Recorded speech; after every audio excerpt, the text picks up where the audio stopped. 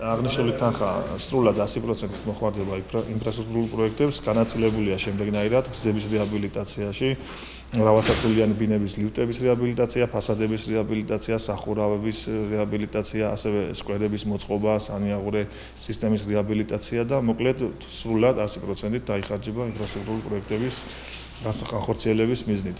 ასევე გამოიყო 1 მილიონი ლარი სტიქიის სალიკვიდაციო ღონისძიებების მიზნით, რაც მოხმარდება საყრდენი კედლის რეაბილიტაციას.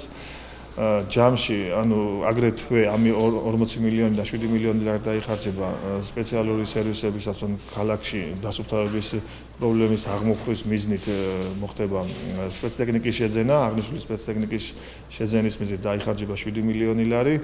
ეს სპეცტექნიკა მოკლედ განაწილებულია შემდეგნაირად, შევიძენთ ჯამში 12 ერთეულ ნაგავმზიც, აგრეთვე შევიძენთ 2 ერთეულ ტრაქტორს, აგრეთვე შევიძენთ ეგრეთ წოდებულ ტროტუარების საწმენდ ტექნიკას და აგრეთვე კალათა, ამწიკალათა 22 მეტრიანი და 1000 ერთეული ნაგავშემკვრები კონტეინერი.